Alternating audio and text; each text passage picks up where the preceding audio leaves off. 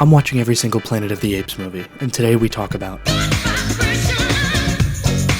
Have you ever wanted to see a man make out with a monkey so bad that you resurrect a franchise that had died 30 years prior? Well, Tim Burton did. I'm not kidding. Here's a quote, here's another quote. Planet of the Apes 2001 is a bit of a mess. But it can't be all bad because it stars my favorite actor, Mark Wahlberg. Stay prayed up. We open on a monkey operating a spaceship. Kinda killing it low-key. Your monkey launches at 1600. We find out this is Mark's ape and his name is Pericles. Parrot-D's nuts.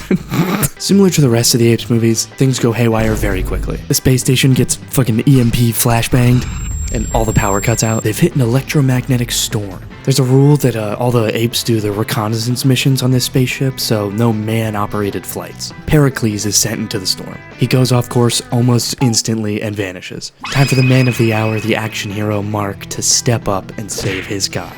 He gets in a ship against orders and seemingly risks his life for an ape that may be his only real friend. Never send a monkey to do a man's job. Mark seemingly lands on Dagobah and just leaves his space pod. These sets look incredible, by the way. I think a lot of the poor execution in this movie doesn't come down to the look, but rather the feel and the things that are actually happening. The miniatures for this movie were done by the great ILM, or the people who did Star Wars, if you didn't know. And I will note now that time is a big element of this movie. And the clocks in Mark's ship were stopped when he went through this electromagnetic storm. Mark exits his vehicle and is greeted by a group of humans sprinting through the woods. Who could be chasing them? Oh, it's just the apes, we just see them. Pretty quick. They just kind of show you, there's no real build-up. Monkey Net is back! The humans are all sacked up and taken back to a much more hostile ape city. Oh, and he also hits this. Take your stinking hands off me, you damn dirty human! We see the apes for the first time, and this is where I want to talk about the most positive aspect of this movie, in my opinion. Other than Mark, the best part of this movie, for certain, is the makeup. This is truly one of, if not the last big Hollywood makeup movie, where the entire production revolves around the makeup and how good it looks. I mean, for goodness sakes, Rick Baker was the first person hired for this movie, the legendary makeup and VFX artist. Rick Baker worked for ILM early in his career, the guys we talked about earlier, and then eventually would open up his own effects workshop and start working on movies like The Nutty Professor, Men in Black, King Kong, Videodrome, a lot of classic makeup movies. He's revered in the industry as a legend and really killed this movie, and I think that he did the best out of anyone on this entire production. Except Mark. With the storied history of these movies, many actors were pumped to get their hands on this script and take a swing at portraying an ape on screen in the modern era of filmmaking. Paul Giamatti plays an ape in this movie, and here's him talking about the process of wanting to get hired as an ape. My agents were like, don't you think you should play a human so they can see your face? And I was like, if you tell them I want to play a human in this, I'll fucking kill you all. In the original films, all the apes only had one template face, and so they decided for this movie they're going to try and each ape will have their own face and makeup and things that will distinguish them from the other apes on screen. The process of acting for this movie is far from traditional as well. I mean, look at this.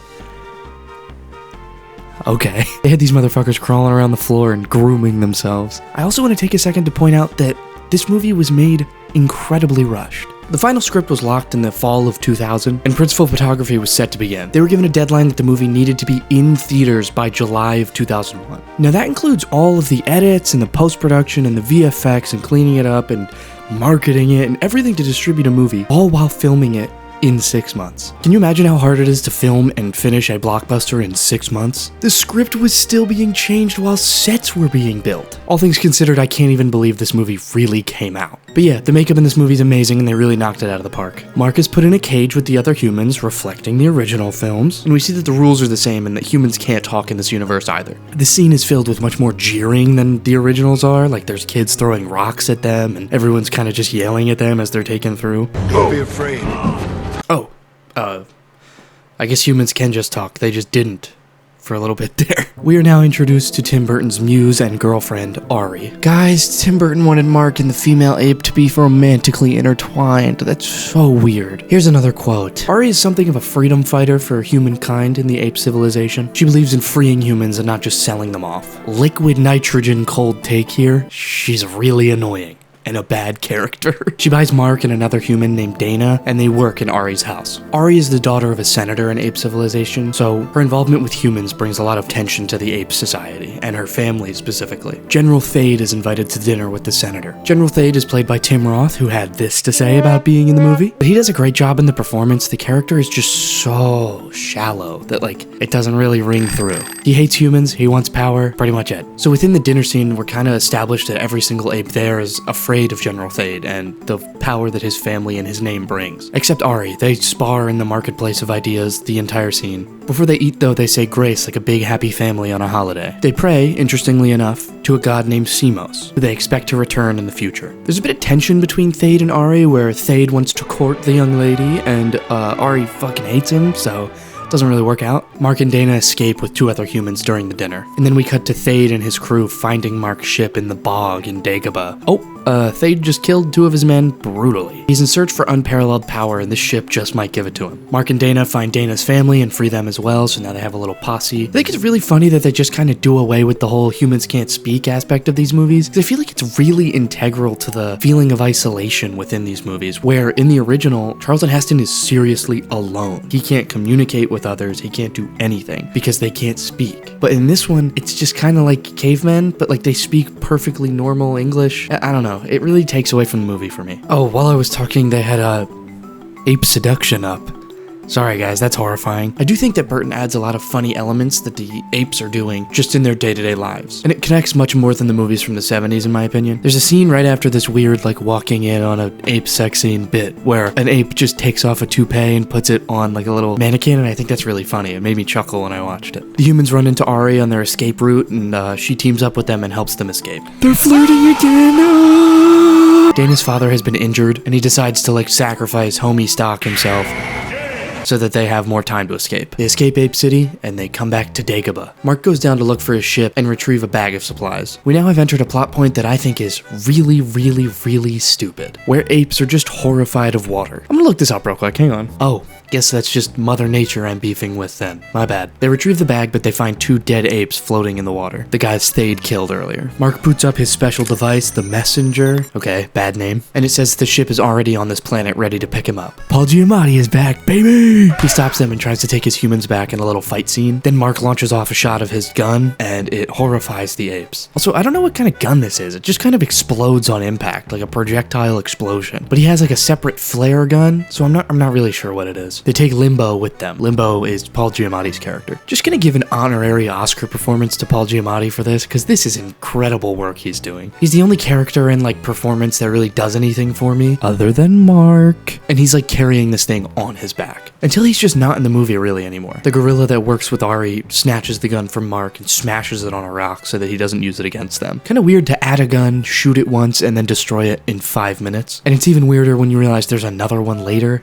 Whatever. Thade is asking for martial law and absolute power to hunt down these humans that have escaped. Thade wants to eradicate all humans. Oh my god, bro. Oh, hell no, man. What the fuck? And he is granted that absolute power by the senator. Thade knows that Mark is special. He's captured him, he's seen his eyes, he's seen his ship, and he wants to make sure that the ape way of life is not jeopardized. Actually, you know what? I won't even give his character that much credit. He doesn't really have that much allegiance to apes, seeing as how he just kills them when he needs to kill people. He really just wants power. It's pretty shallow, really boring villain. Okay, so now we see General Thade's father, who is played by Charlton Heston. Yeah, remember from the first one, that guy. Yeah. This scene should be dynamite, but it is not. It is so incredibly flat. Thade's father tells Thade the history of the apes and how humans did used to rule the world. This whole conversation culminates in a shot where a gun is shown sealed within an ancient vase. And this hits on the exact points that I love about these movies, where like once violence is introduced and you break open Pandora's box, like anything could happen to the society and could all crumble down. But it doesn't do that. And it's also very funny that Charlton Heston is giving this speech about guns and how important they are to power after all his like NRA shenanigans. Damn them.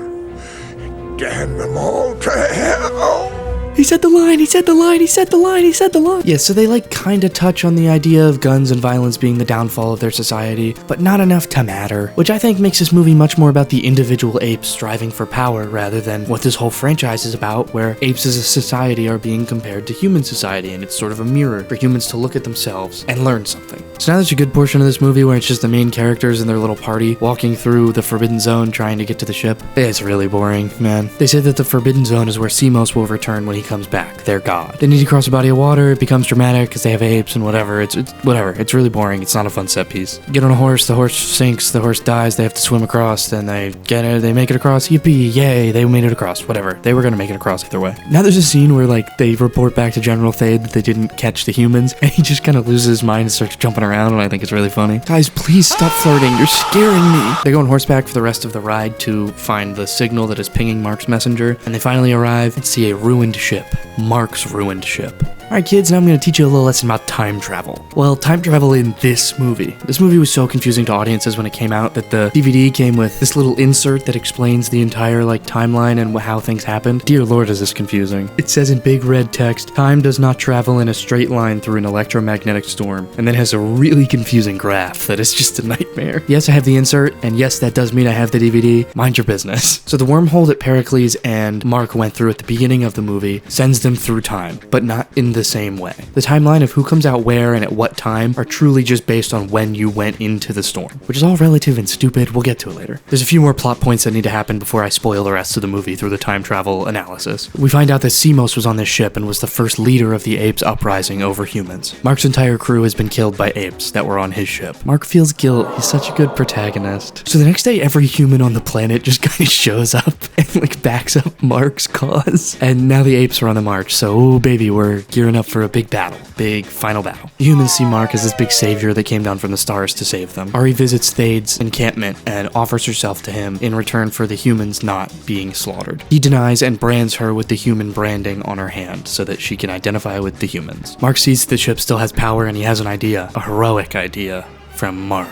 He gives an incredible monologue about how awesome humans are. Hell yeah. Our history is filled with men who have done amazing things. And now we set up for the big blockbuster final battle. I will say there is a positive here, and that is the sheer scope of this battle. After watching Battle for the Planet of the Apes, the budget was much lower, and one of my criticisms of that movie was that the final battle really didn't have the scope that was necessary to bring it to life in the way that I thought they could. This movie has tons of extras, all in ape makeup, giant set, huge fights, multiple people in the same shot and scene, big kind of one takes that are kind of cool, and it just captures that big battle better than the originals could. Even if the sets are kind of dull and boring and gray, they're still huge and massively impressive. He leads the apes to the back of the ship and lets off the final fuel cell, causing a huge explosion, throwing apes around, which leads to this really funny scene. The humans rise from behind the ship and the brawl starts. A Wilhelm scream is always nice. Thade is tearing his way through humans, making his way to Mark. No, Mark, no, run! A loud crack is heard. The battle stops. A ship sets down from the sky. Oh my god, it's Pericles, he's back. The apes think that this is Semos returning, but Thade is not convinced and chases Pericles into the ship, throwing him into a wall. Mark defends Pericles and Pericles defends Mark, but all in all becomes Mark versus Thade in a final battle over who gets the gun. Pericles is struggling back to his cage, bleeding profusely. Thade's dismissal of Semos allows for the other apes to understand Thade and what he really wants, and that's just power, and they turn on him. Thade gets the gun,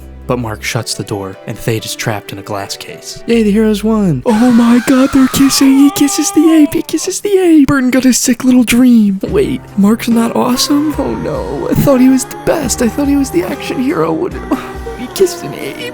That's gotta be the worst thing he's done. Thade is trapped in a glass case, Pericles is staying with the apes, and Mark is taking Pericles' ship back home. Wait, why does the Lincoln oh no. Oh my god, Thade came back and took over the world? Ape cops? Oh my god. Alright, so now we can talk about the time travel. And according to this little stupid graph, this is how it works. The later you go into the wormhole, the earlier you come out. So by Pericles going in first, he came in after Mark. And by the original ship going in after Mark, they ended up landing on the planet of the apes centuries before Mark even got there. This allows Thade, whenever the hell he gets out, and however the hell he gets to Earth, to get there way before Mark, allowing him to take over the world. The movie has a lot of issues. I feel like Burton's Planet of the Apes is just the anti-serum to this franchise. If you enjoy the originals and even the newer movies, this movie just kind of does the opposite of everything you're supposed to like about those, while pretending like it's doing the same thing. This has no real drive or hit to the core of humanity in any sort of reflective way, and doesn't really take any big swings other than makeup and casting fucking Mark Wahlberg as your lead actor. And that's a bad swing. I'm dropping the bit. I don't like Mark Wahlberg. I really despise this film for everything that it doesn't bring to the table. I am still astounded that this movie was pretty much made fully in 6 months and brought to a large audience, and is pretty much a finished movie, even if it is missing a lot of what I like about movies. As a reboot, it successfully captures none of what people liked about the original movies, in my opinion, and almost feels like a spit in the face to anyone who actually pays attention to these stupid ape movies. And how the fuck does he engineer space travel for the first time within the time that he gets out of that glass case and dies? That doesn't make any sense. Overall, I just feel like this movie is bad and I don't like it. And it is truly one of the worst reboots ever made. Jesus Christ, we can finally get to the good ones. If you made it this far into the video and have been enjoying it, why not drop a subscription on the channel? I cover movie franchises one by one, and I've noticed from my analytics that most people who watch these videos are not subscribed. So if you're liking them and coming back to watch them, why not subscribe? Stick around, watch some new movies. Who